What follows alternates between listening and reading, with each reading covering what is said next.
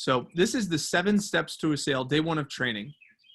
And the 7 steps to a sale is quite simple, but it's very, very effective in any type of industry that you're going to go into. Thumbs up, you can see my screen right now. All right, you can see the 7 steps to a sale. You could take a screenshot of this or jot it down or whatnot, but the 7 steps to a sale starts with number 1 is build rapport. Build rapport means connect with the customer. Step number 2 is to establish credibility, so they trust the company they're doing business with. Step 3 is to create a problem, so that way on step 4 you can offer a solution. Step 5, you create the want and the need. Step 6 is a comparison pricing, and step 7 is negotiations. So let's say, I'm going to use a few examples for you so this makes sense. Step 1, build rapport. So under the umbrella of building rapport, if let's say we use an infomercial on TV, let's say we have Proactiv acne medication. So Proactiv, what they do to start their infomercial, they'll help bring someone on the screen like a celebrity figure or like an avatar, someone that's in their target demographic. And they'll talk about, yeah, you know, what life is like before Proactiv, what life is like and after Proactiv. And it gets the audience to connect. Then they'll establish credibility by saying like something like Proactiv acne solution has been in business for years. We're number 1, top rated. Then number 3, they'll do a problem where they'll show a before photo of like rashes and acne. And then they'll do number 4, which is all for the solution, which is an after photo of what someone looks like after they use the product. Step 5, they'll do demonstrations. They'll do like live testimonials. This is what life is like after using Proactiv. They'll do live demos of like showing how it rubs on real smooth. Then they'll do a comparison pricing and saying things like normal, like other acne medications cost this much money. Step 7, negotiations. They'll say, but ours is only 3 easy payments of $19.99. Why don't they just say $60? Because it's easier to say yes to 3 payments of $19.99 than it is to say yes to $60. And then they say, act now, buy now bonus. Do it today and we'll give you blank for free. So what do? They make it easy for you to say yes. That's negotiations. If you nail the first 6 steps, then the negotiation part is really simple. So that's the 7 steps to a sale. I'll give you another, I'll use a dating example for you. Okay, another way. As far as dating goes, let's say step 1, I'll use the guy girl because I can relate to that. Let's say I go to Starbucks and I see a girl that goes to USF and I'm a student at USF and I walk up to her. I say, hello. Sorry to interrupt, but my name is Mike. I saw you go to USF. I go to USF too. I saw the backpack. What are you studying? And I'll take an interest in her. Oh, cool. I have a friend that's studying that. Well, how do you like it? What do you want to do with that major? What do you think you want to do in the future? Oh, that's really cool. I had a friend that did that too. Oh, did you have blank professor? You did? Oh my gosh, I was in that class. We might have actually been in the same class. That's great. And just talk. Then you get to the front of the line, pay for her stuff. Oh, my treat, please. Now she's in rapport with you, meaning she's connected. So therefore she might have interest in step 2. You can't go to step 2 until you do step 1. So once I'm interested in her, then she's going to be interested in me. Then I could establish credibility or trust that I'm a stand-up dude. Yeah, I go to school here. I'm studying this. What my goals are to do this. This is my upbringing. These are my parents. Create a problem. You know, I know it's kind of random to like come up with you, but it's so hard to meet new people. Do you find that too? Everything's like swipe left or swipe right, or like everything is like judgment of other people. I don't know. It's just so hard to know what you're getting yourself into. Do you find that the case? Yeah, it's hard. Step 4. But what I love about meeting people in the public space is you know what you're getting. It's always nice to meet new people. It's always good conversations. Don't you agree? Don't you like good conversations? Yes. Yeah.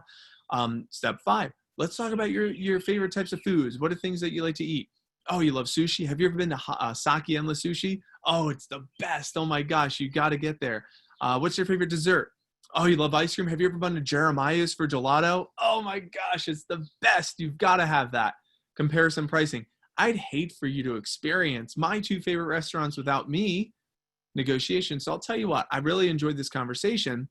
Why don't you let me take you out for sushi at Endless Sushi Saki on Friday night? And then I'll take you out for Jeremiah's. My treat. Worst case scenario, you have a great dinner, great ice cream, we end and part our ways. Best case scenario, we just see what happens from there. Would you be down to join me Friday night for dinner and for some sushi and some ice cream?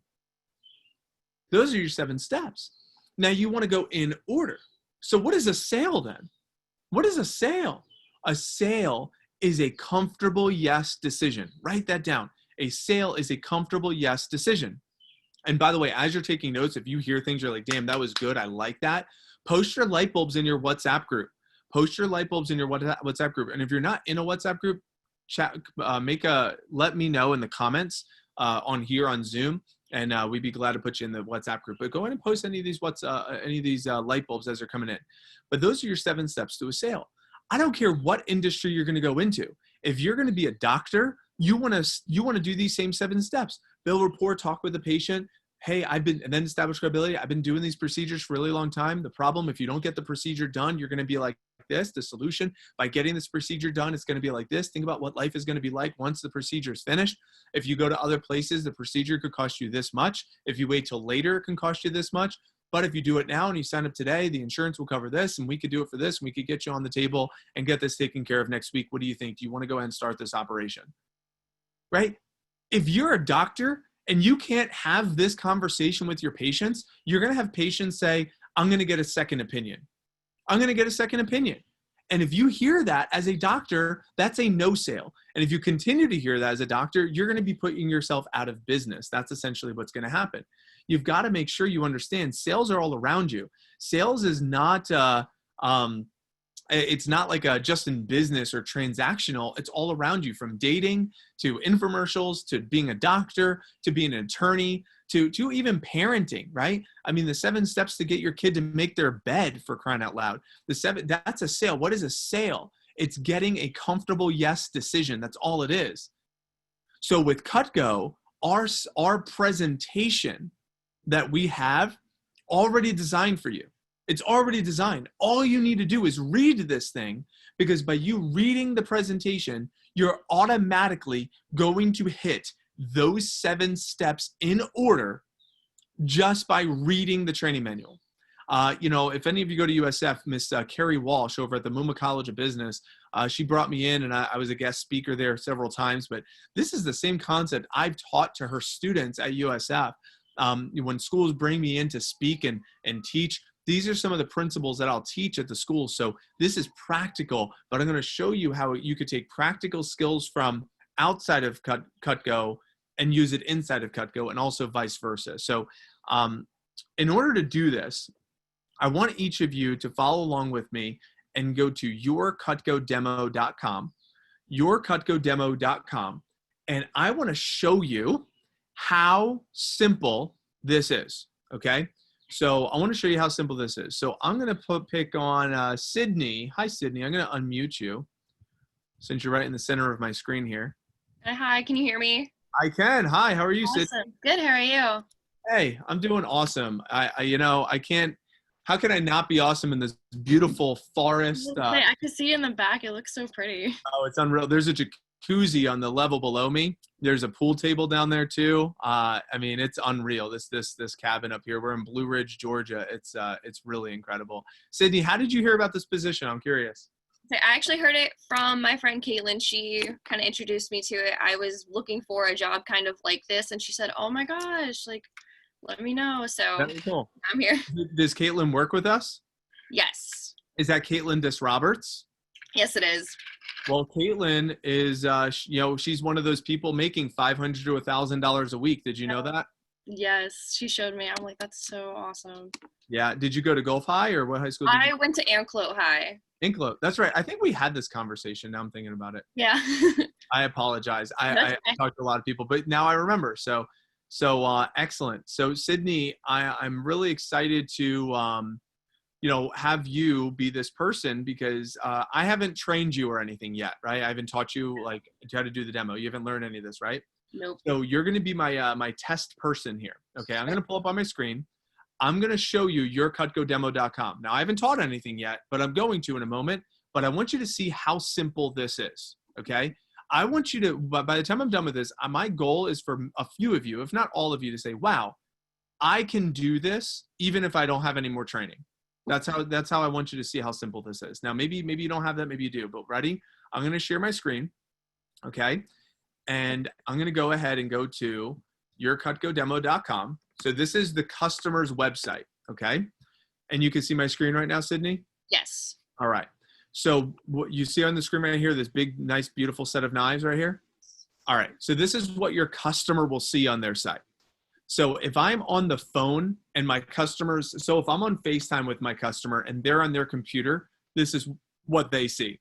Okay. Now, I would not recommend doing that. I would recommend using Zoom, kind of like we're doing right now, where I'm sharing the screen and you're just looking at my screen. That's what I would suggest, but we'll review that here in a little bit, and you could decide what you want to do. But let's assume we're on FaceTime, whatever. You see my screen, and I say, "What do you see right now?" You say, "This big, beautiful set of knives." I'm going to say, "Okay."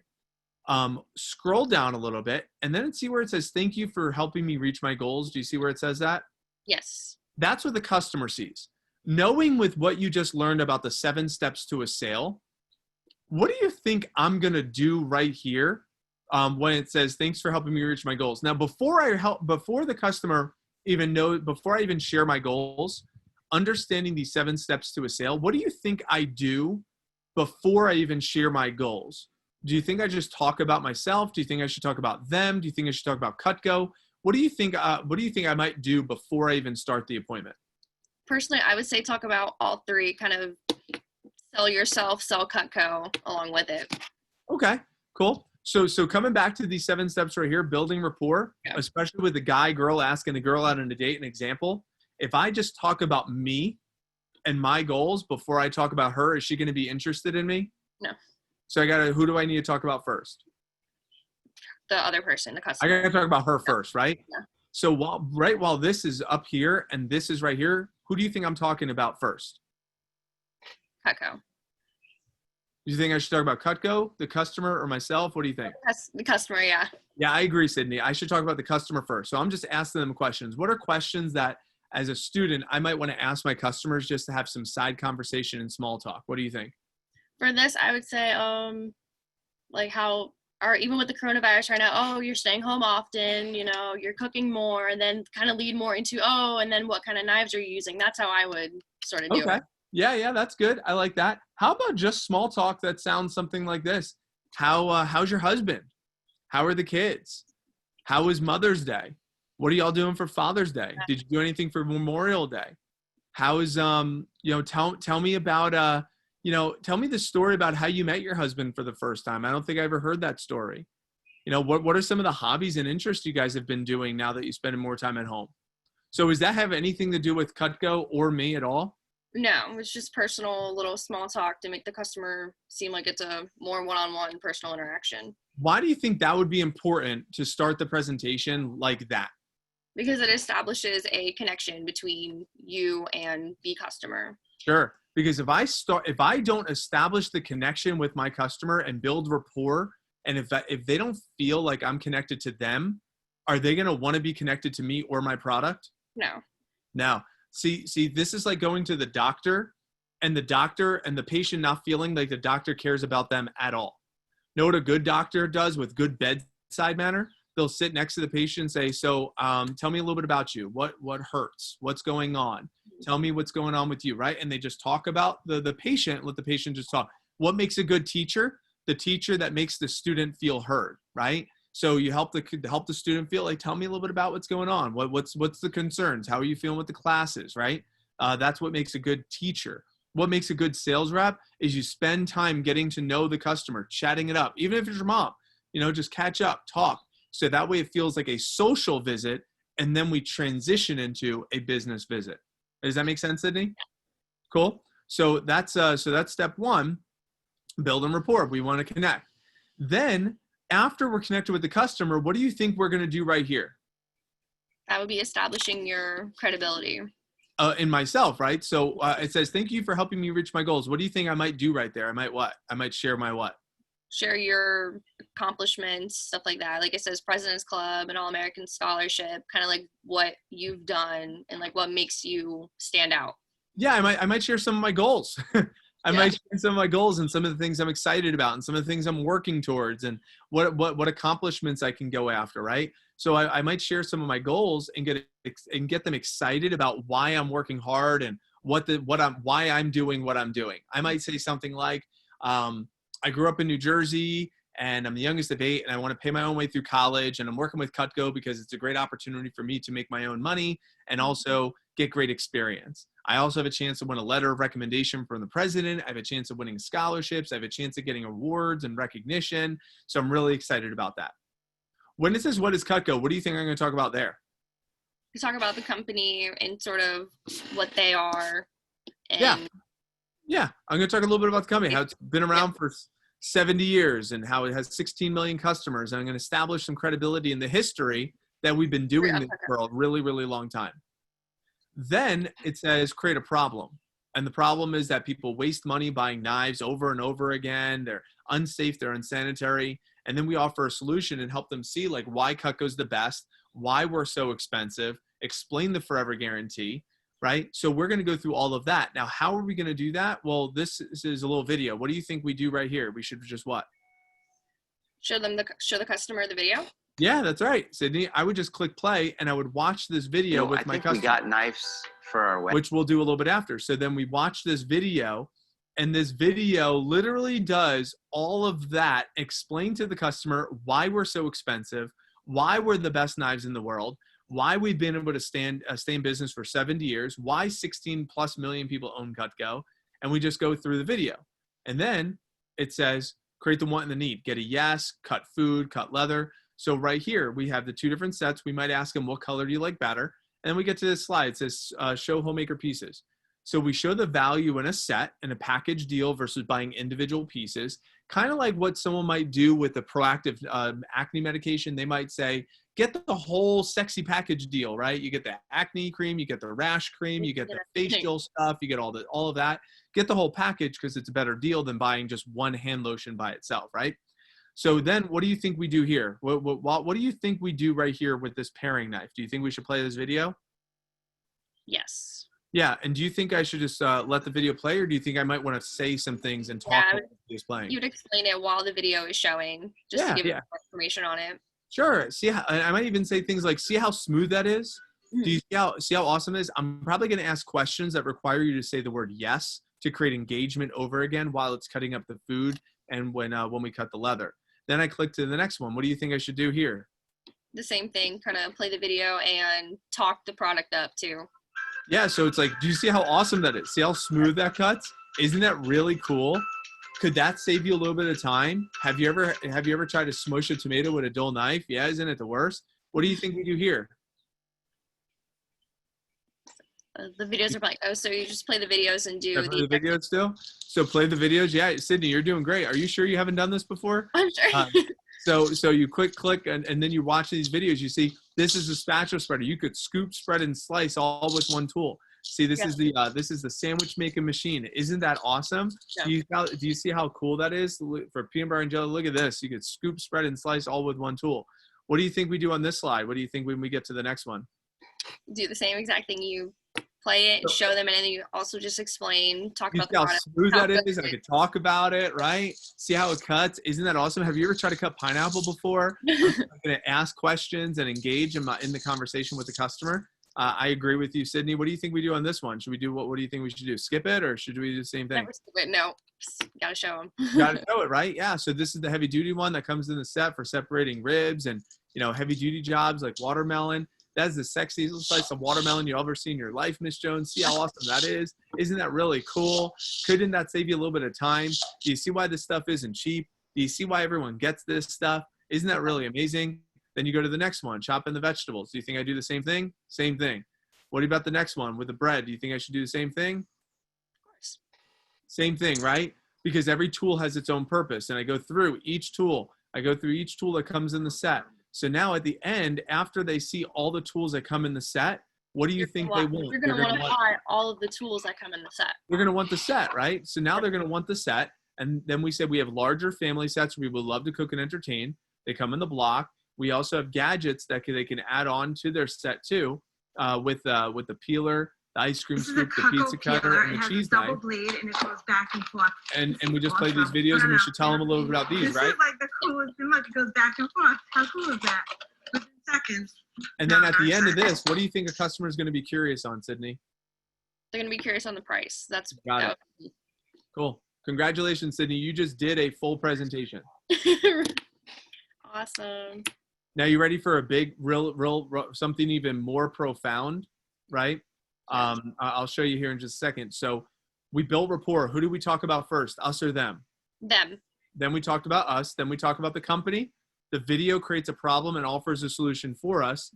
How do we create the want and the need? What do we do when the videos are playing? We're just going to ask a lot of questions that require them to say Require the answer yes. I like that. Yeah. Right? And then we're gonna watch how it cuts up food. And at the end of this, they're going to be curious at how much everything costs. So what are we going to do? We're going to show them, hey, this is how much other brands of cutlery cost, and this is how much Cutco costs. And then we're going to do negotiations where we'll show them, hey, you can break it up over 5 monthly installment plan. You don't have to pay for it all at once. We'll give you a buy now bonus if you do it now. And we have all different size sets. We have large, medium, small family sets. We have starter sets, custom sets, everything sold individually. But the sets, of course, are better value. So Sydney, congratulations. You just did a full presentation. Is that pretty cool? Yeah, so cool. All right, ready for another big. Now, are you? Do you have socks on right now, Sydney? Do I have socks on? No, I don't. Okay, good, because I was about to knock them off with this. Ready? Off. Watch this. When you go to myvectordemo.com, everything that we just did, Sydney, is scripted out here, word for word, and all you need to do is read this. So remember I said, what do you think we do when this slide is on their screen? And you're like, I think maybe, we talk about Cutco, we talk about me, talk about them. It's like, yeah, you could, or you just talk about the customer a little bit, right? Yeah. Right here, get to know them and catch up, ask a lot of questions. And then let me tell you a little bit about me. We share a little bit about me. So you're spot on there. And then it says, scroll down a little bit. Thank you for helping me reach my goals. They see this on their screen. What do we say we do? We share our goals. So we share our goals with them. We tell them why we're doing what we're doing. And then we play the video and it tells us what to say while the video is playing and when to say it. And then we scroll down, and after the video is done playing, we talk about the set. And then as each video plays here, it tells us what to say and what to ask when the videos are playing. And then we go through each video of as it's playing. And then we get to the gadgets and everything. And then we do a summary of the presentation, which we'll go through as well. What do you think about that, Sydney? That's so cool. Everything is literally scripted out for you. Right there, yeah. So what happens is this is on your screen while the Cutco site is on your customer screen. So what I like about Zoom is if you screen share, you could screen share the customers, and then you pull the training manual up, My Vector Demo, on your cell phone. Oh, wow. So I have my training manual on my cell phone, so I'm just reading my script, and I just rest my script right here on my computer, and I just scroll and swipe with my phone or my iPad. I read my script while I screen share the customer, and I have the conversation that I just had with you, doing the same thing I just said. So that's option one. Option two is you're just on FaceTime or video chat with your customer, and you're telling them, hey, what do you see on your screen right now? Do you see that? Go ahead and click.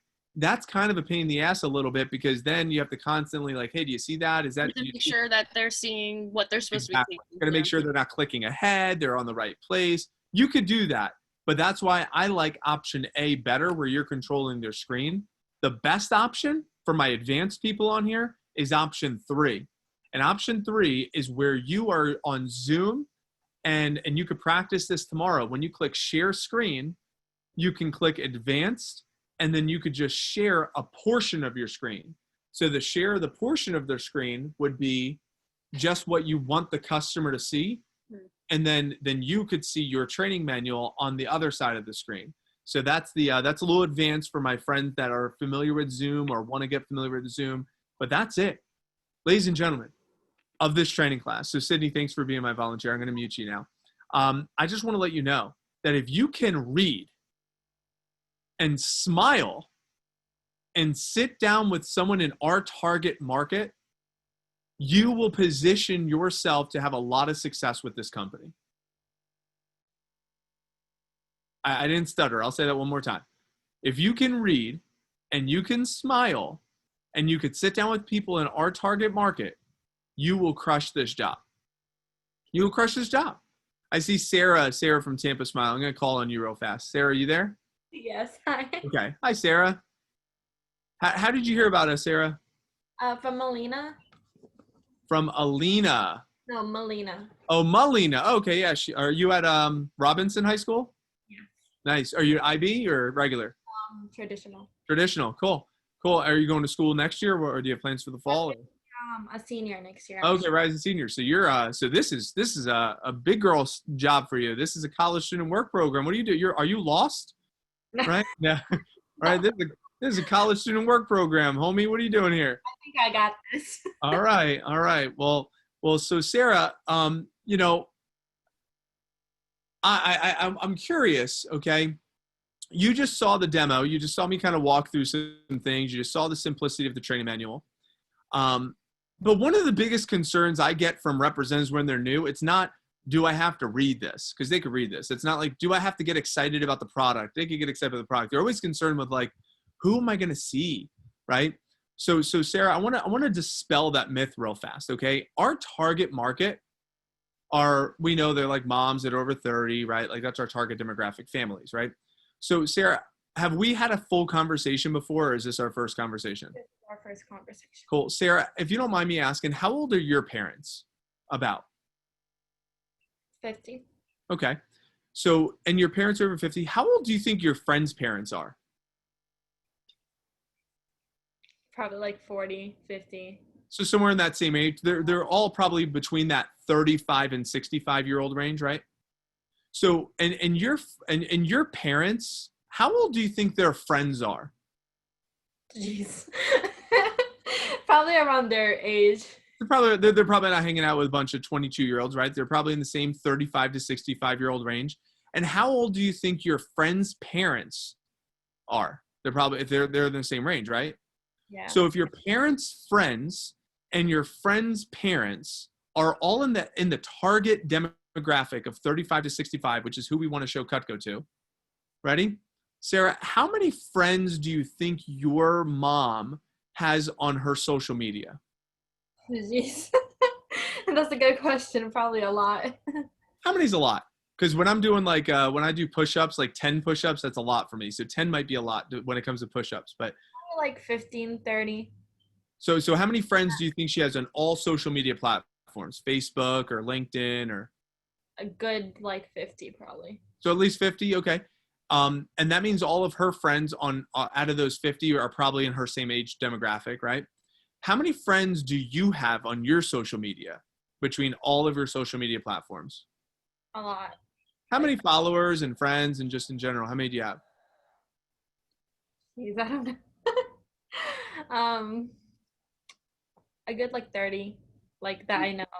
No. No, I didn't say that that you're just connected to. Oh, like 7 probably. Okay, maybe you're misinterpreting the question. If we went onto your Instagram right now, how many followers do you have on Instagram? Oh, I have like 3,000 probably. Exactly. Cool. And how many friends on Facebook does your mom have? Probably around the same, to be honest. A couple hundred, right? So she's, or maybe a couple thousand.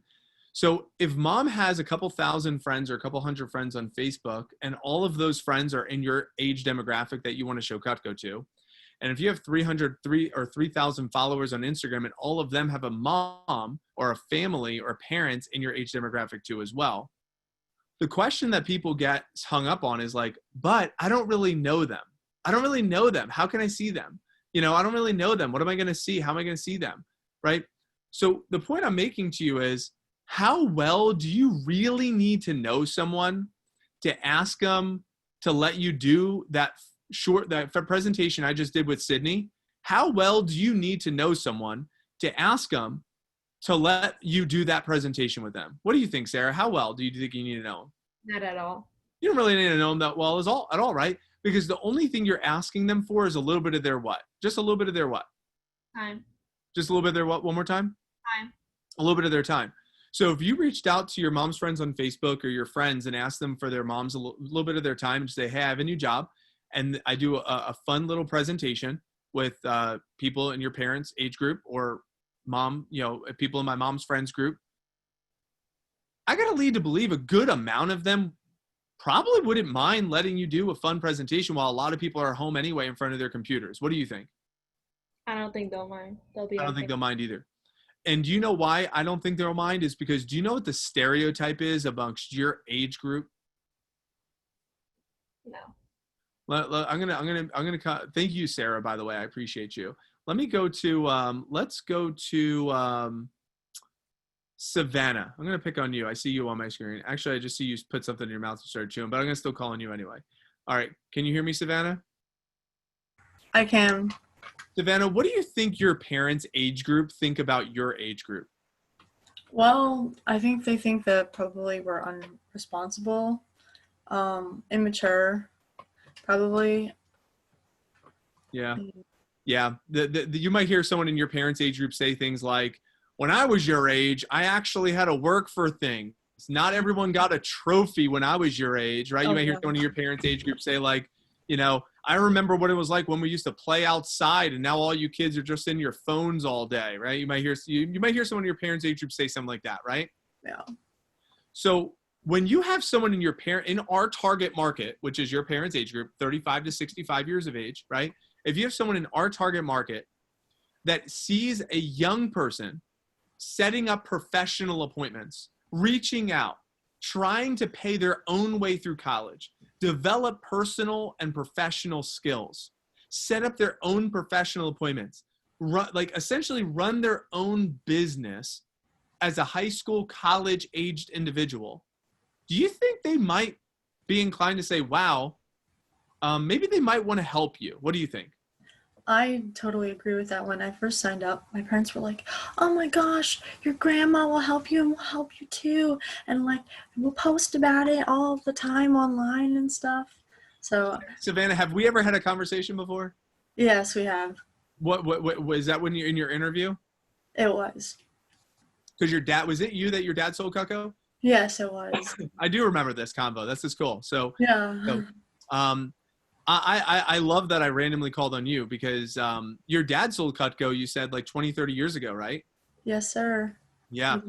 And I think that's pretty awesome that, you know, now you're getting a chance to experience some of the cool things that your dad got a chance to experience. And obviously if it was pretty terrible, he wouldn't be like, oh, it was terrible, I'm going to make my daughter do that, right? Yeah, no, he loved it. He got a lot of that.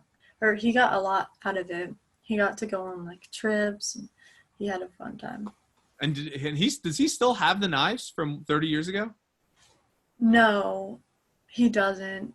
But my grandma does. That's right. You said. So that's where you got to tell him, Dad, dude, hey, I got you. You. He's like, I'll buy knives from you. He's going to be your first appointment for sure. Make sure you see him first.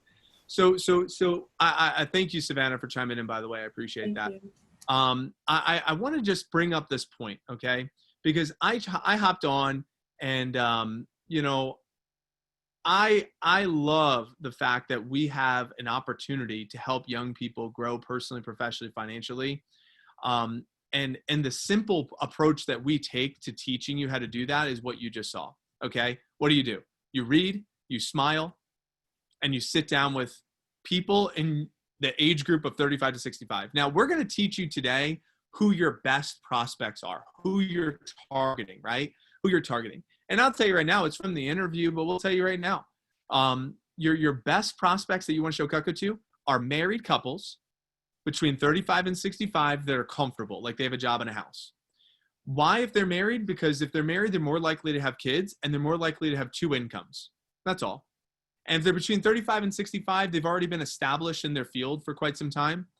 And if they're comfortable, meaning they have a job and a house, well, it's just a little bit easier of a prospect than someone that rents. Because if they rent and their refrigerator broke, they would just call the landlord to fix it. But if they own a house and the refrigerator broke, they have to actually go buy a new fridge, and that's like $1,000 or $2,000 or $3,000.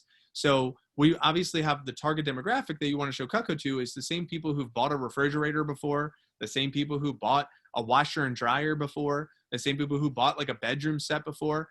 And who is that age demographic? Like we just talked about with Sarah, it's everyone on Sarah's mom and maybe your mom's Facebook and every one of your friends that you're connected to. So I'm not telling you to go copy and paste and like send a message to every one of your friends on social media, say, hey, can I get your mom's number? But I am saying that if you did choose to do that, you'd probably end up having more appointments than you'd know what to do with during the summer. I'm not saying go message every one of your mom's friends on Facebook saying, hey, I'm so-and-so's daughter or so-and-so's son. I was hoping you might be able to do me a favor with my new job. But I am saying if you did choose to do that, you'd be able to pay your entire way through college, because once you did all of those appointments, we're going to teach you tomorrow how to get recommendations from all those people. So what's going to happen if each one of them give you 5 or 10 recommendations, you're going to have so many people where you could do this all the way through college. So how is Amanda Swanson on her 4th summer? It's because has so many recommendations to continue to build. That's exciting. You're going to have a whole workshop on this later on in training. Okay. What I want to do is I want to transition into the MyVector demo. So Jameson, you with me, buddy? I'm going to unmute you. Yes. Hey, how are you, Jameson? Good. How are you? Hey, I'm doing great. How'd you hear about the position, Jameson? I got a message from a friend on Instagram, Alexis Castillo. Nice. Did you go to Steinbrenner with her? No, I go to Blake High School, but we know each other through like student government and stuff like that. Very cool. Yeah, Alexis is awesome. She's one of my favorite recruiting assistants. She's doing great. So you were in the magnet program over at Blake? Yes. Are you into the arts of some sort? Yes, theater, acting. Theater, nice. My older brother went to Boston University for acting. He got his master's in acting. So, yeah, that's good. It takes a lot of discipline, a lot of hard work and dedication. So I'm glad I picked you, Jameson. So I'm gonna have you read. Are you ready to read, Jameson? Sure. All right. So I'm gonna pull it up on my screen, and everyone else, you can pull it up on your screens too. Let's go through this. So we're on myvectordemo.com. This is your training manual. This is what you read to your customer. You can pull it up on your computer, you can pull it up on your phone, or you could just follow along. Jameson's going to read for us. Right here, tips for your demo. Go ahead and start reading for us, please. Okay. 1, follow the manual. 2, show qualified customers. And 3, have fun. Send confirmation email ASAP. Send reminder text the morning of the demo. Send the website link 5 minutes before the demo starts. Always ask your customers to be in their home for the demo, not from Starbucks, etc. But best to see husbands and wives together, no husbands alone. Smile, be energetic, be the highlight of their day. Collect stories and testimonials from past customers. Stay in control of your demo. Confirm every 1 to 2 slides that they are on the same page as you are. What slide are you on now, or do you see this? So just a thought real fast. So these and I'm going to interject every so often. So these first few are handled when you make phone calls. So today when we teach you how to set up your appointments, because during training today, you're going to book up your first 5 or 10 before you're done with training today. Then tomorrow morning, you'll book up, and maybe around lunchtime, you book up your next 5 to 10. And then maybe tomorrow, but by the end of training, you book up another 5 or 10. So that way, by the time you're done with training, you'll have your first 10, 15, 20, 25 appointments already set up. And who you call in, whoever you want. We're going to give you a lot of autonomy. We're going to give you direction of who you want to set up appointments with, but you'll essentially choose. You'll choose who you want to do your appointments with, but we're going to tell you the best ones, and we're going to kind of put you in a little box, and then you're going to choose. Yeah, so when we teach you how to make those phone calls, that will be handled there. And as we just said, right here, stay in control of the demo. That's why I like the screen share option for that. But go ahead and continue, please. Okay. If customer asks for prices in the middle of your demo, say, I don't want to give away the end of the movie. I'll go over all the prices at the end. Smile. Now, this part right here, I'm going to interject again. This is a really great concept. So Jameson, I'm going to share my whiteboard here. Can you see my whiteboard right now? Yes. Okay, great. So here's a concept, okay? So it's a concept called price versus value, okay? So price versus value. So if you're taking notes, if anyone listening to me is taking notes, I would write down price does not matter. Price does not matter. The only thing that matters is value. See, if I give you the price and the value has not been built yet, so all a customer sees is price is greater than value, what is someone going to say? They're going to say, no, I can't afford it. They're going to be like, that's a ripoff. So what they'll usually say is, I can't afford it. They're not going to say it's a ripoff. They'll just say, I can't afford it. If the price equals the value, what does someone say? I need to think about it. I got to think about it. I'm not 100% sold yet. And when the value is greater than the price, that's when they say, that's such a good deal, sign me up. So when the value is right here and the price is here, a customer say, no, I can't afford it. That's why we don't want to give the price prematurely. When's the best time to give them a price? Is at the very, very end of your presentation. If the value equals the price,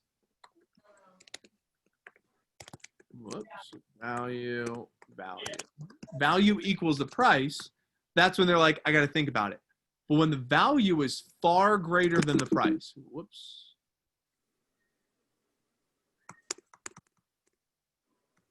so value is far greater than the price, they'll say deal. So example, how much is that shirt? I really like it.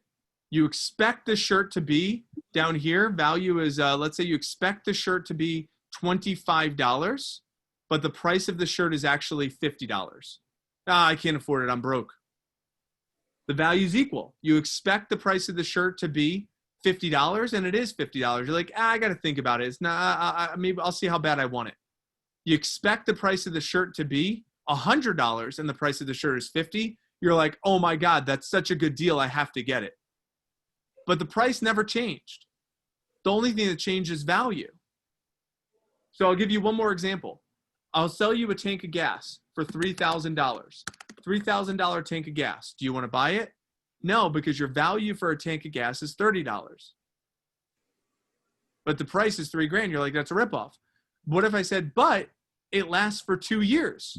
So now you're thinking, okay, well, if I spend $30 a year on gas, or $30 a week times 50 weeks, let's say, that's $1,500 a year times 2 years.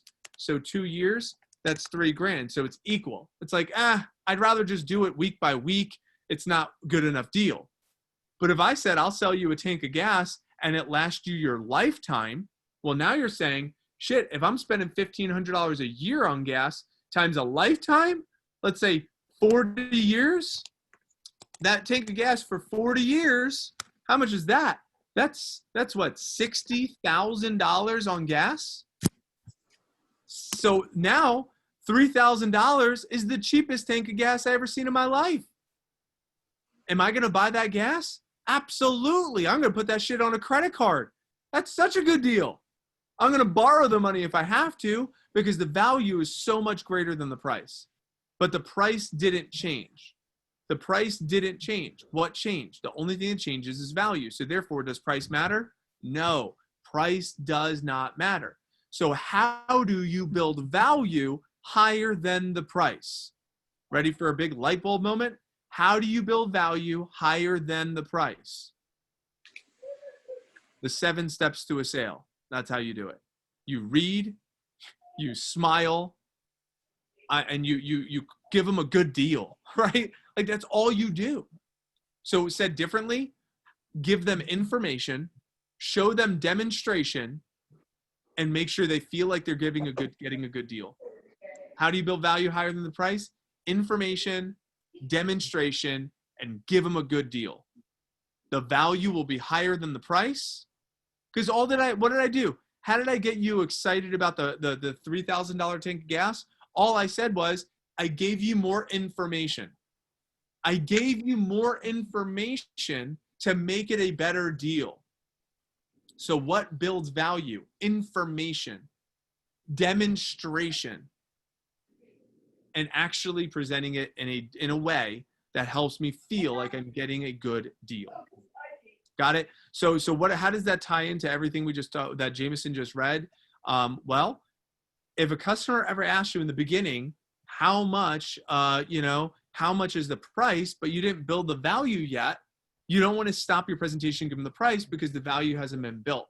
So you could say, I don't want to give you away the end of the movie. I'll go over the prices at the end. Here's another way of saying the same thing. Ready? This is a little advanced. I call this the honey barbecue sauce, because honey barbecue sauce makes everything taste better. You don't need to remember this, but this will help you make a lot more sales if you understand this. Whenever a customer asks me a question, Jameson, you're still with me, right? So anytime a customer asks me a question, that means they're what? That means they're expressing some level of what? Interest. Their interest, right? They have some level of interest if they ask me a question. So if they're interested, is that a good time to build more value? Yes. That is a great time to build more value, because when I say build more value, build more want for your product. So what am I going to do? I'm going to say something like this. Jameson, I'd love to give you the price at the end. But I want to let you know that it's not cheap. It's actually really expensive, but it's completely worth it. Do you have a second mortgage on your house you might be able to use, or maybe a firstborn you can sell so that way you could afford some Cutco today? I'm totally teasing, Jameson. I'll go through all the prices at the end though. But yeah, just know it's not cheap. It's actually really expensive, but it's totally worth it. And I'll show you why 16 million people decided to invest in our product line. And if I do my job well enough today, 16 million and one will choose to invest in our product line. So, but either way, let me go ahead and show you this next point. So what I did is not only did I dodge the question, I set the expectation of the price higher than what they thought it was already going to be. So if they think the price is up here, but it's actually down here, when I tell them the actual price, they're going to be like, oh, dang, I thought it was going to be more. Think about a surprise party. If you're throwing a surprise party for someone, what is the saying? You don't want to tell them there's a surprise party because you'll ruin the surprise. Mm-hmm. So if we tell someone there's a surprise, ready? Your friend could be so pissed at you the entire day, and you have this big surprise party. Say the surprise party is 8:15, right? And it's like 7:30, and your friend's like, I can't believe you forgot my birthday, dude. You're such a jerk. We've been friends forever. And you just want to punch him in the face. You'd be like, you don't even know what I've been doing to hide this from you, right? And you're like, yeah, sorry, man, just been busy. Then 8:15, the big surprise. And then he looks at you, and he's like, I'm sorry, bro. You're the best. Give me a hug. You're the best, right? Because why? You built the anticipation so high that when you gave them the surprise, they're like, oh my God, that's so awesome. If you build the price of the expectation of the price so high, when you tell them the actual price, they're like, oh my gosh, I thought it was going to be more. Does this concept make sense? Yes. Cool. Good. All right. So if you had any light bulbs on that, please post those in your chat. Let's go ahead and continue, Jameson. So let me pull those back up. Go ahead and keep reading. Smile, be patient. If there are any technical issues, follow this manual word for word. Follow the cues for when to click. Present to husbands and wives together so they can make decisions together, less pressure. Make sure they're sitting in front of a screen so they can follow along your presentation.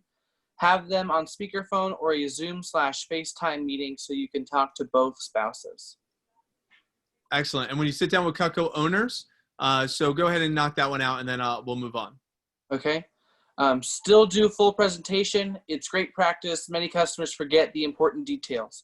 As a reminder, we've been around since 1949. We're dishwasher safe, forever guarantee, review knives they don't have. Ask for a customer testimonial picture and social media shout out.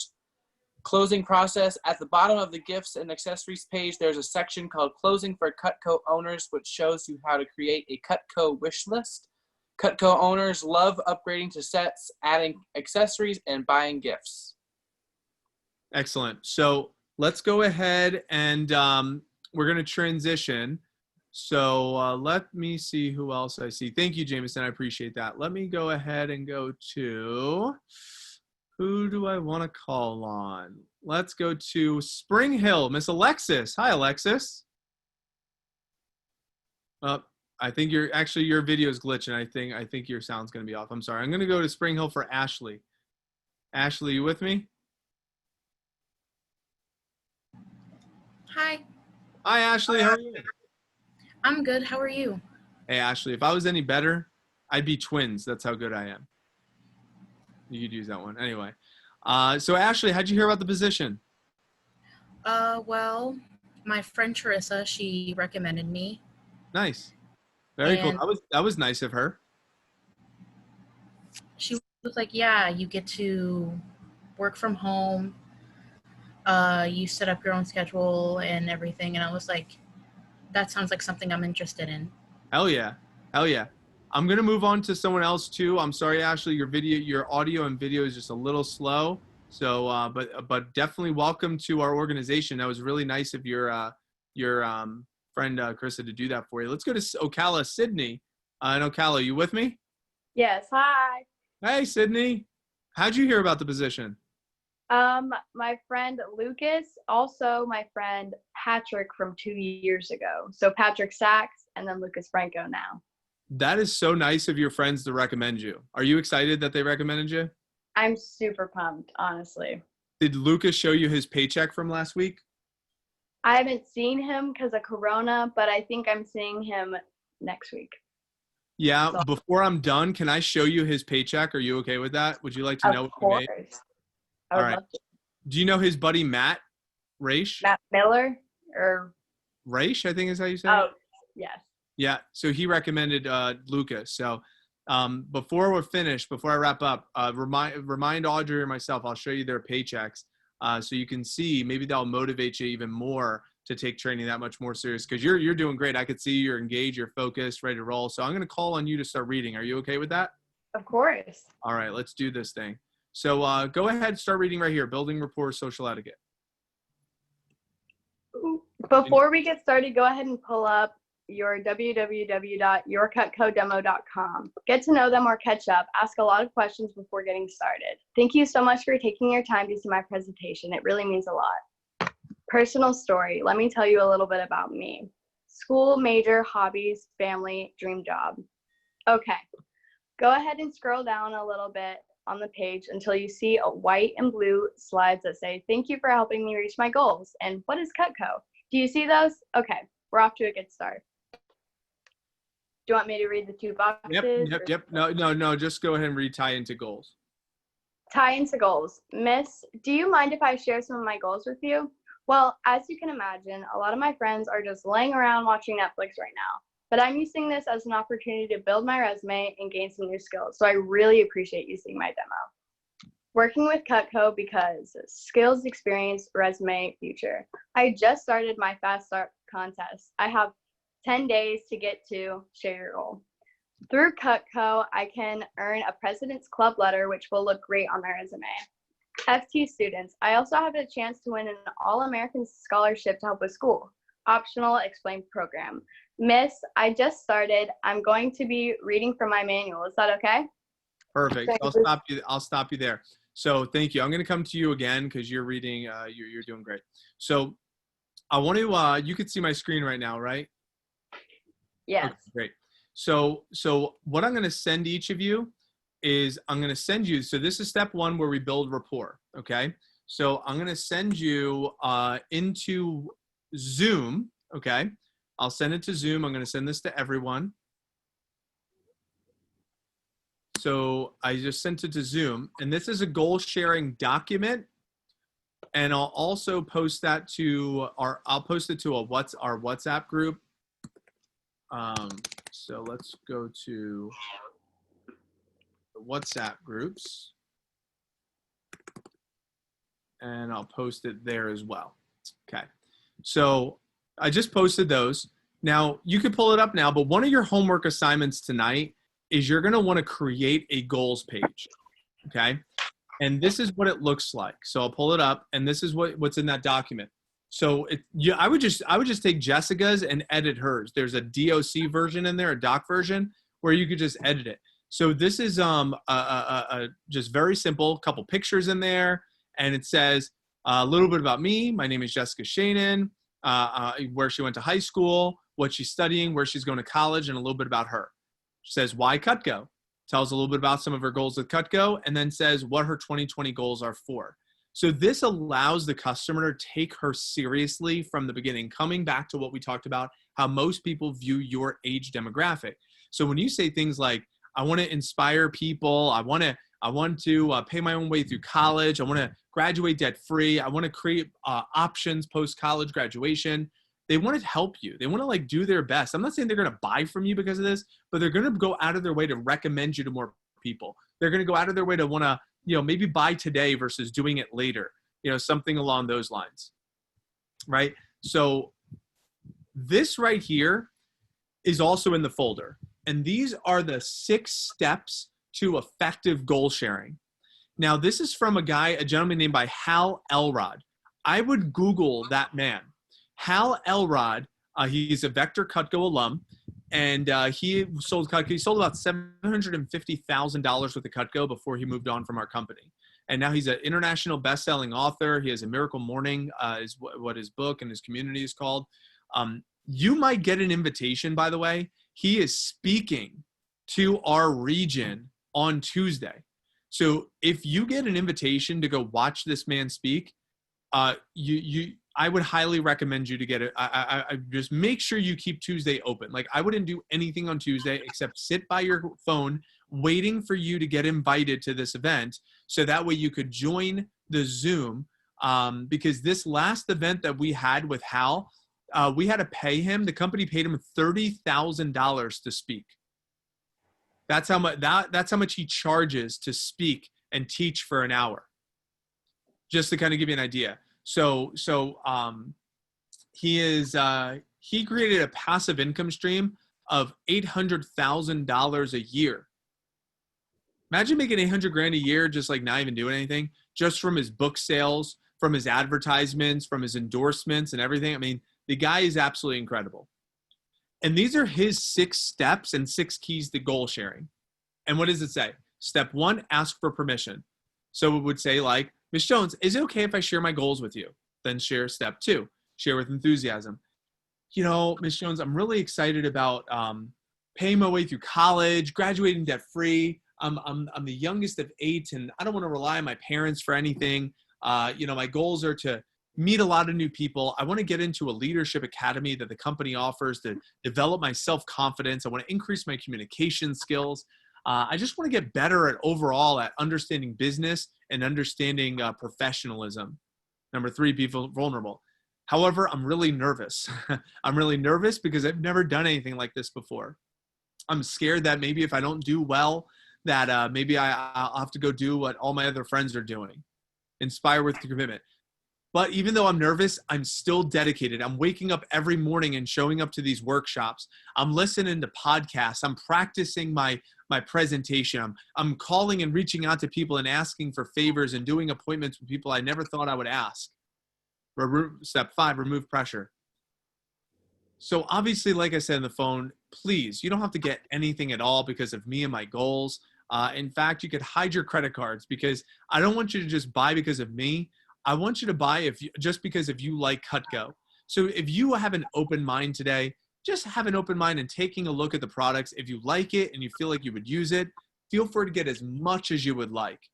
Step 6, my only goal is that if you like me and if I do a good job, is just to introduce me to all your friends and family.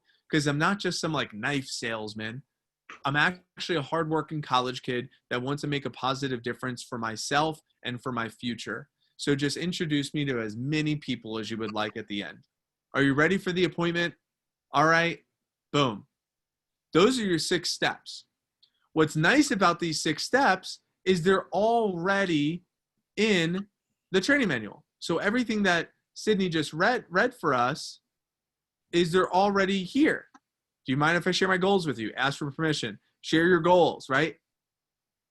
Be vulnerable. Express your commitment and why these things are important to you. Lower the pressure. Like I said on the phone, you don't have to get anything. But if you do want to get some things, today would be the day. It already does all this. You see? See how easy this is?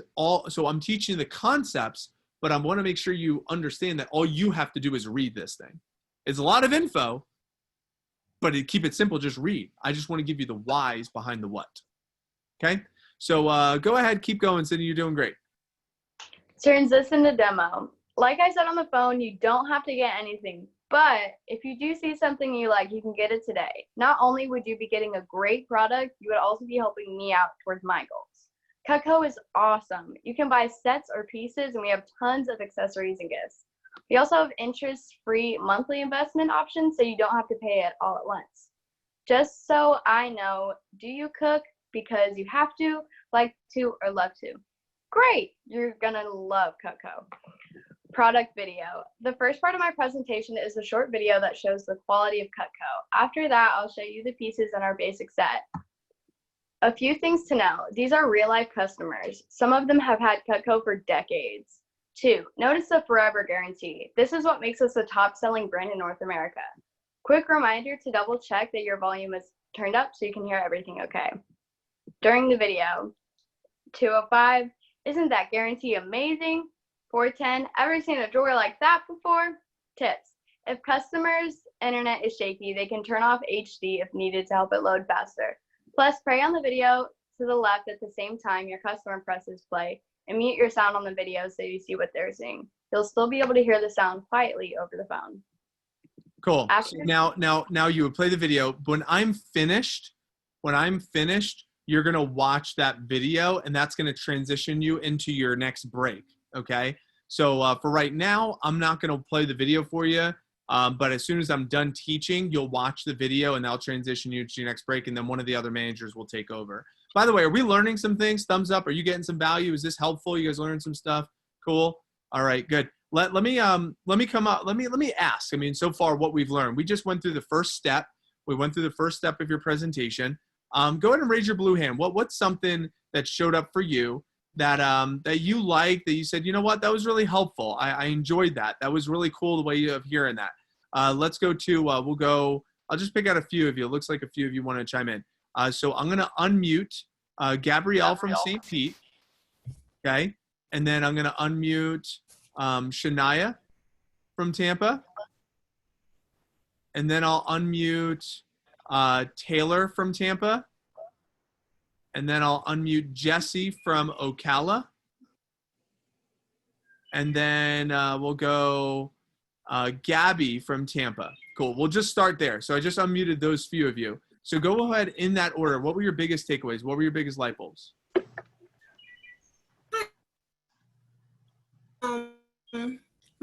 My biggest takeaway was the part where you said to build the anticipation, so that when you tell them the actual price, they'll be like, "Oh, that's all."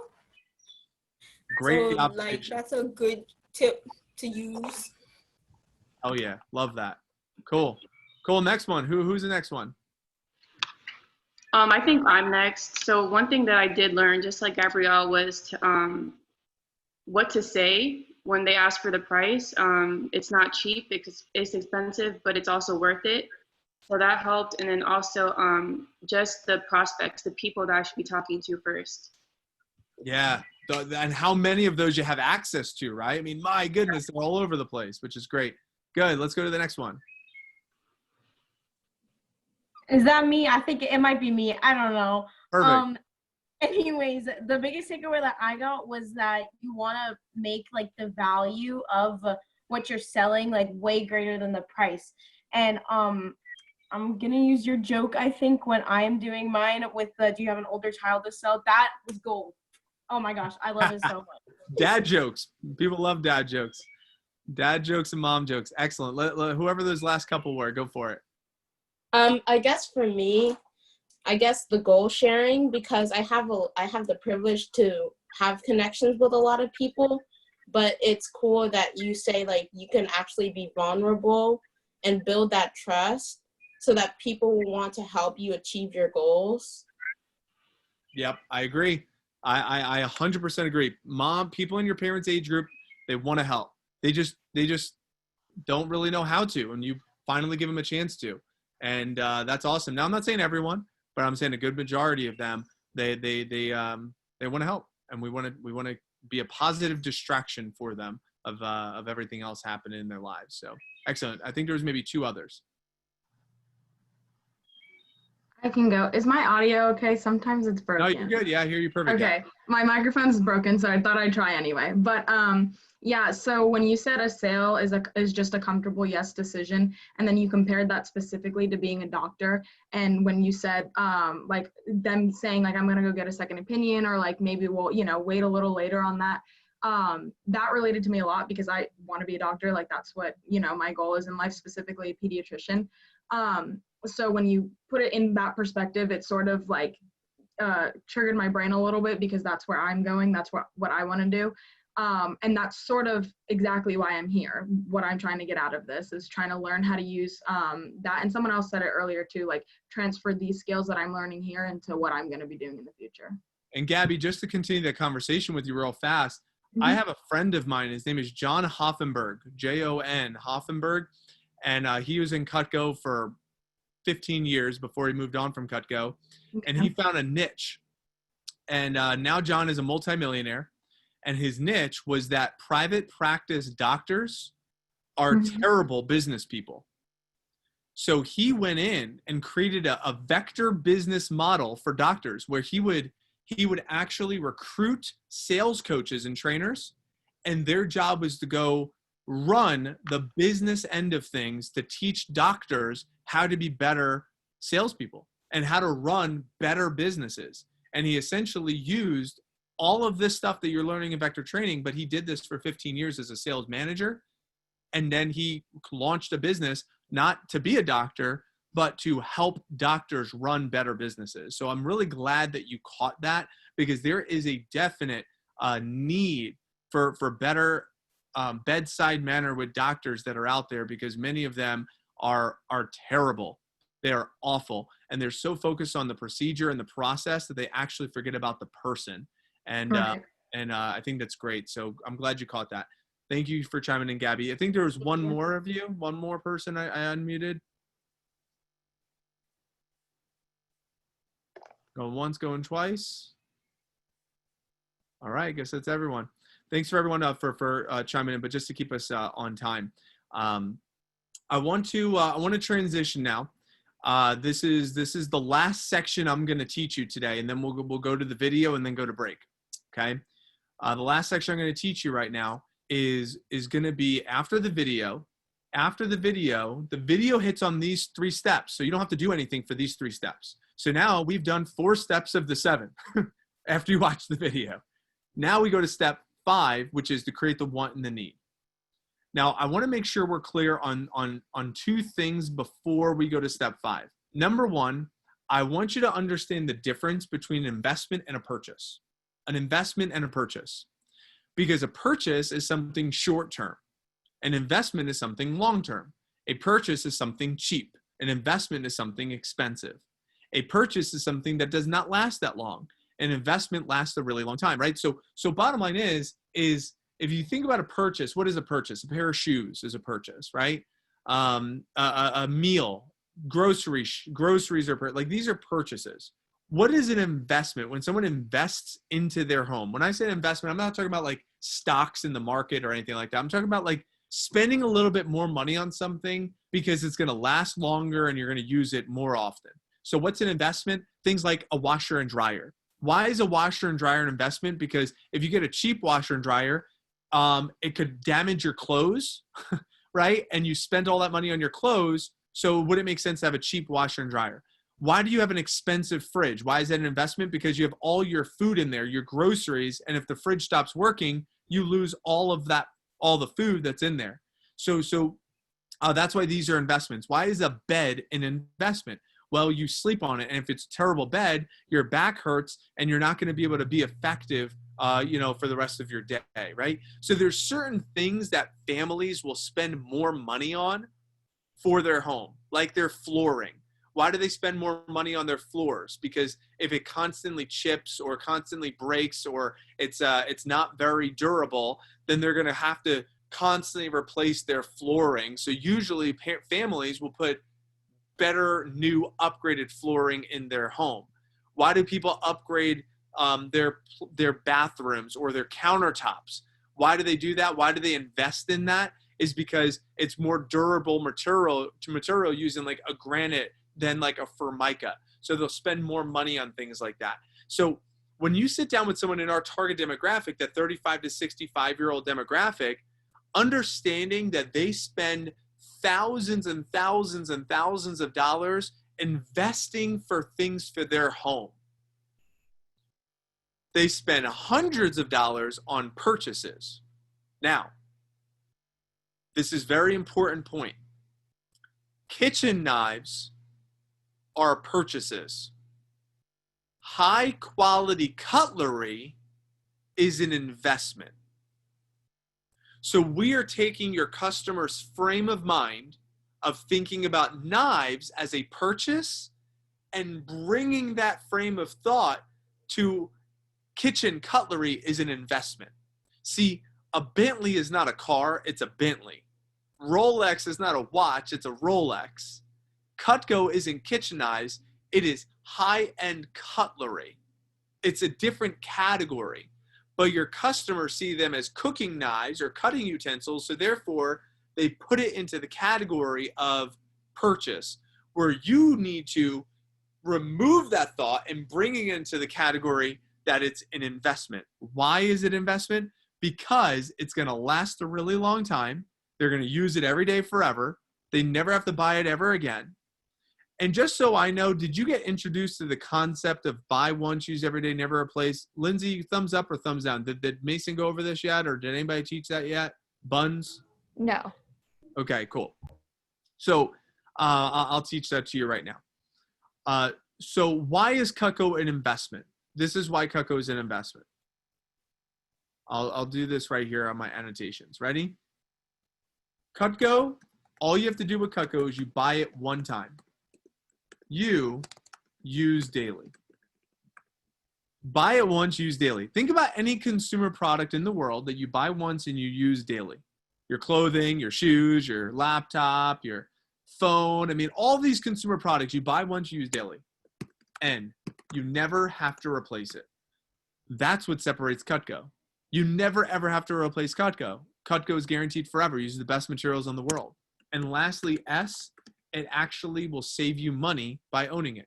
You could eat out less. You could cook at home more. You could buy whole foods, cut them up yourself. It will actually save you money. So when I told my dad I was going to sell Cutco, he looked at me like, kind of like you're an idiot, you know, and he might have even said those words, but you know, if you know my dad, that's not a surprise. All right. So bottom line is, when I told my dad I was selling Cutco, he's like, no one's going to buy knives. But when I went and did my first demo with him, I went to my knife drawer in my kitchen, and I picked up all the different knives. I said, $10, $10, $10, $10, $10. We had 3 kitchen knife drawers, 2 blocks on our counter. And I said, Dad, if you don't buy Cutco today, don't. I don't care. I'm paid anyway. But I got to ask you a question, Dad. If you don't buy Cutco, watch this. Mom, out of all these knives in the kitchen, how many do you use? She said, this one is my favorite. I use this one all the time. And I said, cool. When that one stops cutting because it gets dull, what are you going to do? Well, it goes in the drawer and then I buy more. So I said, Dad, if you don't buy Cutco right now, you're going to have to buy new knives anyway. If you rip off the Band-Aid and buy Cutco, you never have to buy it again. You could buy it one time. You could use it every day. You'll never have to replace it, and it will actually save you money in a lifetime. So I said, so Dad, I'm not really selling Cutco. I'm really selling buns. So protect your buns and get Cutco. No, nobody? All right. Not even a smile, Gabby? All right, thank you. So my goodness, tough crowd. So when I say know the power of your product, when I say understand it's an investment, is you're selling buns. You're selling a consumer product that they could buy once, use every day, never replace, and saves money. And that's why it's an investment. That's why it's not a purchase. That's why it's not cheap. That's why it's expensive. That's why we have to do a presentation. That's why we pay you. Why is Cutco not sold in stores? Because we don't want to pay the store to have our product just sitting on a shelf. We want to pay you to advertise and market and explain and demonstrate why it's the best. They need to know the why, and that's what we pay you to do. The second thing I want to explain to you before I go to step 5 is understanding what value is, okay? So value is quality over price. Value equals quality over price. Value equals quality over price.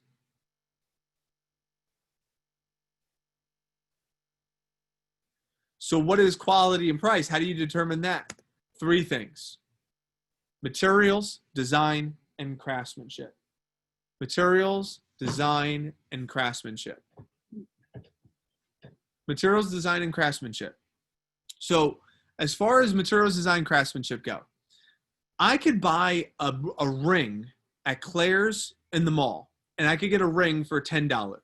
Why is it $10? It uses terrible materials, it's not great design, and it's terrible craftsmanship. That's why it's $10. I could go to Tiffany's and get a diamond ring for $10,000. Why is it $10,000? Because it uses better materials, an incredible design, and unbelievable craftsmanship. I could go get a purse at Walmart that's cheap. I could go get a purse at Louis Vuitton and get a really awesome one. I could get a pair of headphones at Target named Skull Candy and they're $10, or I could go get a pair of Beats by Dre or Sony headphones for $300. Why would someone spend $300 on headphones when they could spend $10 on headphones? Why would someone spend $10,000 on a diamond ring when they could spend $10 on a ring? Why would someone spend $1,000 on a purse when they could spend $10 on a purse? Because of quality over price, because of value. If someone sees value for something, they will spend their money on it. And that's why price does not matter. The only thing that matters is value. So when you increase the materials, when you increase the design, and when you increase the craftsmanship, you're going to have a better product. And when you have a better product, it's going to be more expensive. So when we transition into step 5 of your presentation, all of these points I just made have already been made. So now that happens in the video. Now we go to step 5, where we create the want and the need. And I'm going to do this section, and then we're going to go ahead. We'll play the video and transition into break. Now, how do we create the want and the need? I want to start off by saying that there are 3 size sets. There are 3 different family sets, all right? There's a small, medium, and large family set. Now, the reason why we start with family sets is because we sit down with families. So there's all different types of families. There's all different types of families, and we understand that, but we target families. Families are the target demographic. We have large families, medium families, small families, and that's why we have different size sets. The large family set is called the ultimate. That's the complete set. That's the biggest and best set of knives in the world. The medium family set is in between the small and large, and the small family set is just 7 knives, 2 forks, and a spatula. It's a very standard set. It's 7 knives, 2 forks, and a spatula, and then 8 knives in the front for the steak knives, the table knives. And it comes in a block, comes with a cutting board, and there's a sharpener for straight edges. Very practical, very complete set. It's been the same set we've had for the last 25, 30. Actually, the Homemaker's been around since the 50s, so it's been around for over almost 70 years. Okay, the medium and the large sets came out a little bit later, but the smaller one is the most popular, so we start there. Now, why do we start with the sets first? It's important for you to understand this. There are 5 reasons why sets make the most sense for a customer. 5 reasons why sets make the most sense for a customer. The first reason is they get the right tool for the right job. They get the right tool for the right job. So when you have a customer that gets a set, it's almost like giving them a disservice if they buy individual pieces. Like if I was going to buy golf clubs from Gabby, and Gabby said, here's golf clubs. Here's 3 clubs. Throw them over your shoulder and you could have a great round of golf. She'd be a terrible customer service rep because I can't have a good round of golf with 2, 3 clubs over my shoulder. She would sell me a set of golf clubs. Now, I have a set of golf clubs. I have a putter I use every hole to get the ball in the hole. I have clubs that hit the ball real far. I have another club in my bag called the sand wedge. I don't like using that sand wedge. Why don't I like using the sand wedge? Because that means I'm in the sand. And I don't like using that club. But I have that club just in case I need that club. So the purpose of having a set of golf clubs is to have the right club for the right shot when you need it. The same thing with the set of knives. You're not going to use every knife every day, but you're going to have it for the next 30, 40, 50 years so you have the right tool for the right job. The second is a built-in discount. When a customer gets a set, they get a built-in discount of 15 to 30% off. 15 to 30% off. So if they get a set, they get a much better deal.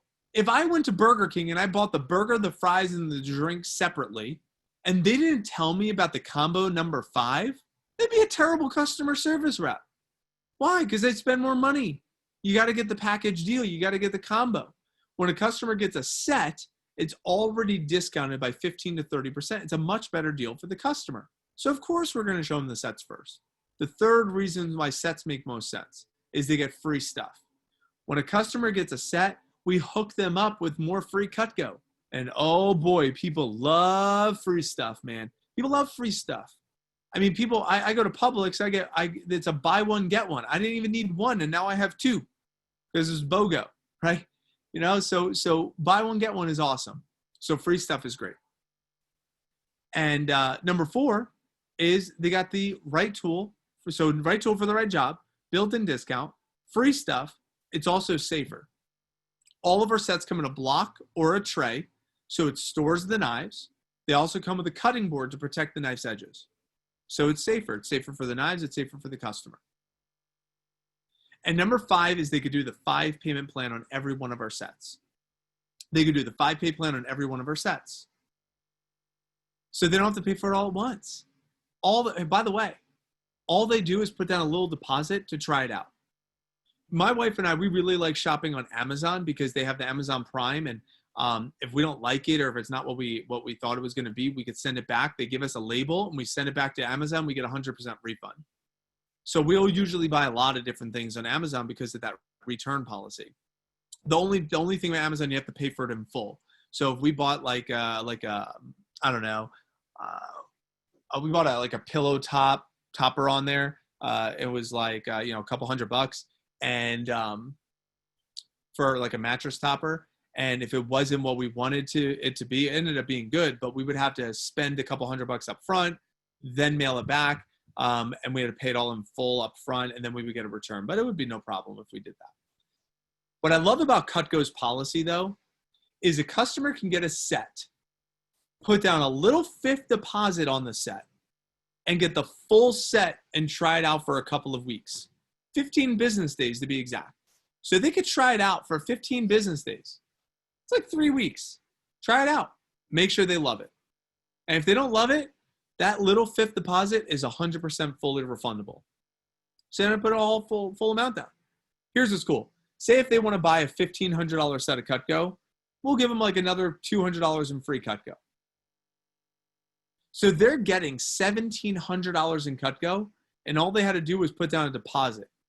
What's a deposit of $1,500? A 5th is $300 on a credit card.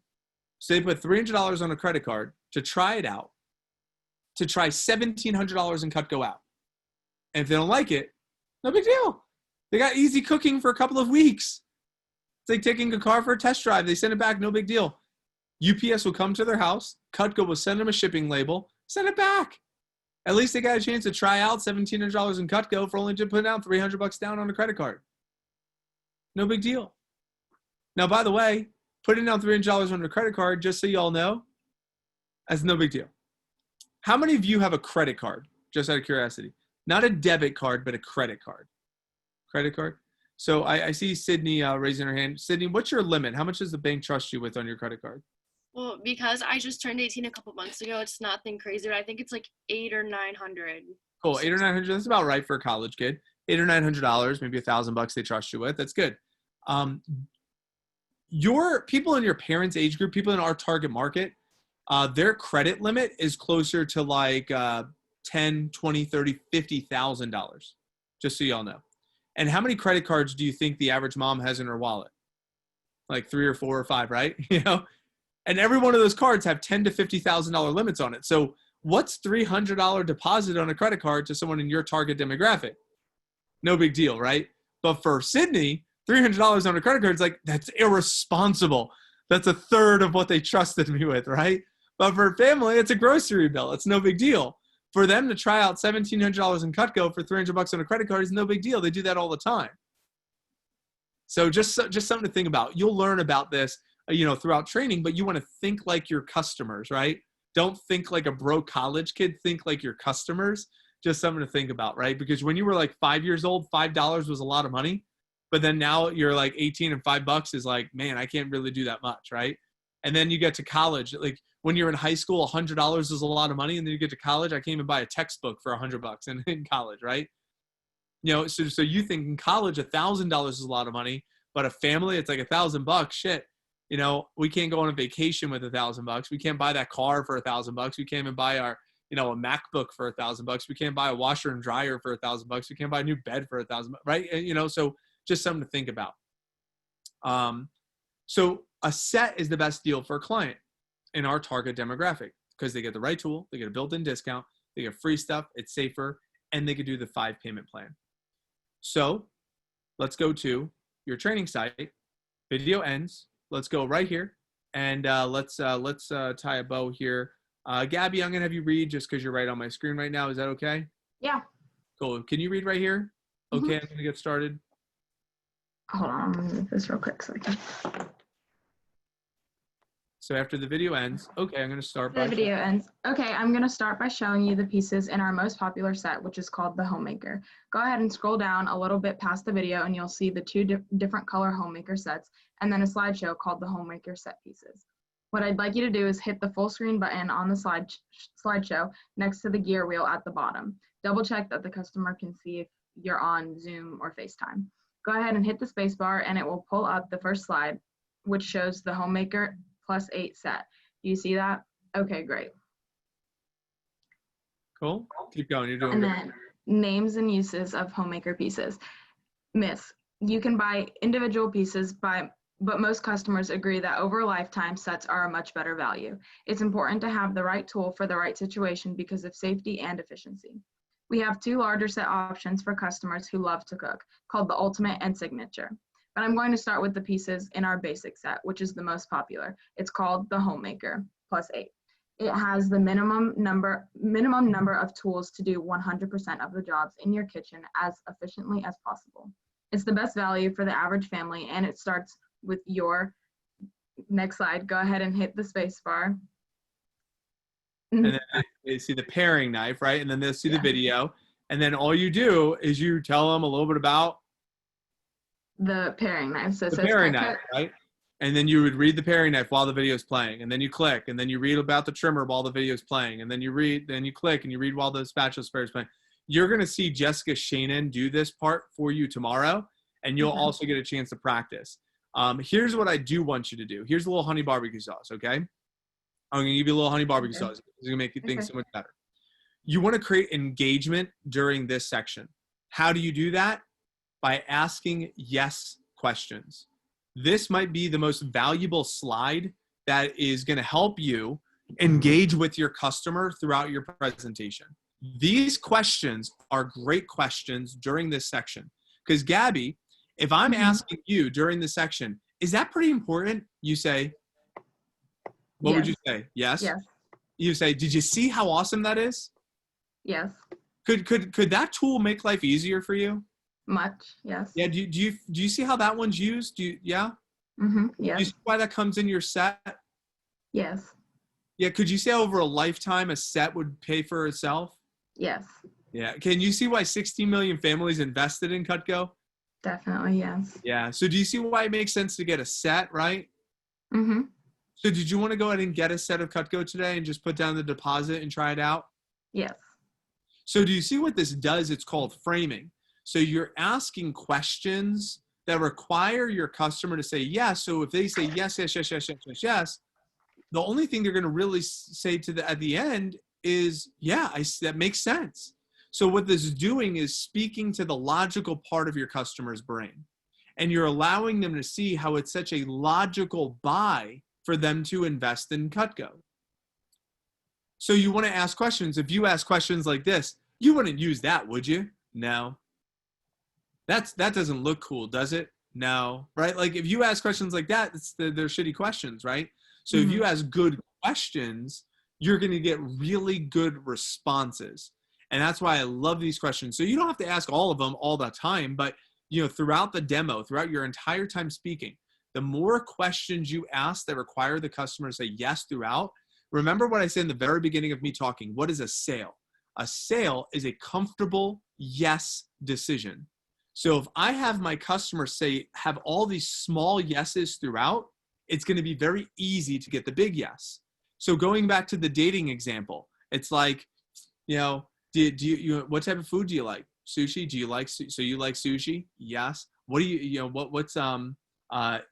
have you ever, I guess, let me try to come back to maybe a different way of approaching this one. So it's like, I guess the generic version. Do you like having fun? Yeah. Do you like sports? Yes. Do you like hanging out with guys that also like sports? Yes. Are you into music? Yes. Have you ever listened to this band? Yes. Oh, that's your favorite? Yes. Do you want to go see that band with me Friday night? Yes. Right. Like you could kind of like frame it in a way to get small yeses before you ask the big yes. The big yes is, do you want to go out with me? The big yes is, do you want to buy? The big yes is, do you want to move forward with the procedure? So if I'm a doctor, do you see why it makes sense to do the procedure sooner than later? Yes. Do you see the benefits of what happens when the procedure is done? Yes. Do you understand that you're going to, have to go through a recovery phase, but after the recovery phase is done, you're going to be a lot better? Yes. Do you understand? Like you just ask these small yeses to get them comfortable with the big yes, which is, do you want to go ahead and move forward with the operation and the procedure? Yes. Great. So this slide is really a great slide for you to weave in during that part of your presentation. So looks like, if you have a couple, it looks like a couple of you have some hand raises. So I'm not sure if those are questions or you're like, Mike, that was awesome. I want to learn more. Any light bulbs you have, go and post them in your chat. But those are your 5 steps to make the sale. Those are your 5 steps to build a value. In a moment, Lindsay or Audrey or Mason, whoever's going to take over, they're going to play a video for you. You're going to watch that video, and then we're going to go to break.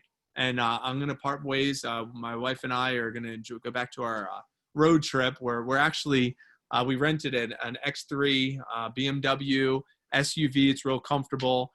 We went to, I don't even know where we ended up, Valdosta, Georgia last night. Now we're up in Blue Ridge Mountains up in the northern Georgia. We're heading on over to Memphis tonight.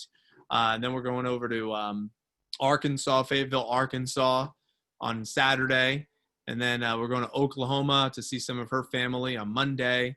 We're going to see some friends in Fayetteville. And then we haven't figured out the back end of the trip yet. We're just kind of taking it slowly. So it's fun. This is fun. And we've never done this before. And we're really excited about it. And I'm really, again, super grateful for my staff to step up and run this training and provide a great support system for all of you. I want you to know that you're in great hands with Mason, Audrey, Lindsay, Amanda, and Jess. These individuals have been going through a lot of training. They're extremely equipped. They're very talented. They're very, very good at selling Cutco. They've combined to be responsible for hundreds and hundreds and thousands of dollars of Cutco sales. So I'm really proud of all of them. Let's take 1 or 2 quick light bulbs as Mason's pulling up this video. Anyone from all of what you learned from me that wasn't said yet, what shows up for you? What as we were going through this, you're like, man, that was really a confidence boost. I really liked that. That really helped me. What was a big confidence boost for you? I don't want to, I remember from the interview, charade. I'm going to go with charade. I think I'm messing that up, but go ahead. I like I say the that fact correct? Yeah, charade. Charade? Yeah. Charade, please go ahead. We'll help to build some confidence so far today. I like how even though you're making a sale, the conversation is all very comfortable and it's very close with the client. That way they don't feel like they're being pressured into buying anything, and they don't feel like they're making, a big purchase. It's more like, oh, well, this could be really useful. So it just all makes sense and it's very easygoing. Yeah. Great. Excellent point. I'm glad you brought that up because it is. We want to make it as an easy yes. Good. Thank you for chiming in. Let's go to Tyler Kenyon. And then we'll go to Rashad Johnson. What's going on, Mike? I really thought that the whole, I don't care about the sell. I just want you like me, as a person, because I feel like that's good. Because before you go and actually have to make the sell, you have to make a connection with the person that you're selling it to. And if you don't like the person, you're not really going to like the product. So before saying throw the credit card aside, I just want you like me, and having that real one-on-one connection with the person, I feel like really helps the sell a lot, and that opened my eyes a lot to the. Great. Thanks for chiming in. And you know Alex Derry, that's who you know that works with us? That's not the person that recommended me, but I know him. You know him? Cool.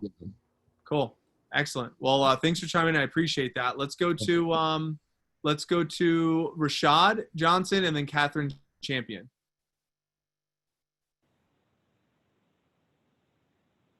Hello. Hey, go for it.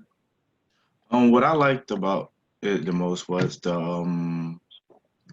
the script, because it makes it a lot easier to sell. Because sometimes I tend to not really know what to say on spot, so the script really helps me gain confidence. And the little tips you had with the many yeses throughout the whole thing, this can help lead to the big yes. I thought that was like a great way to help as well.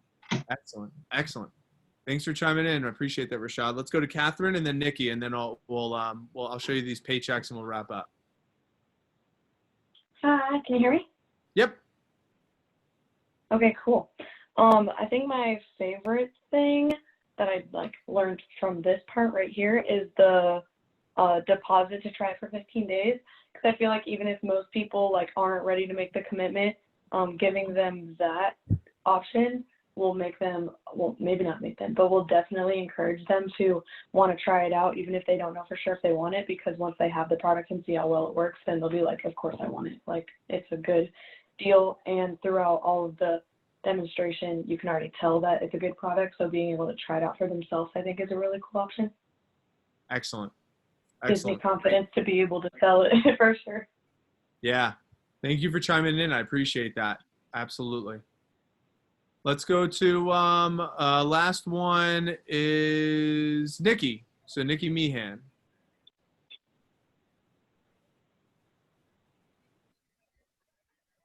Hello? Yep, you're there.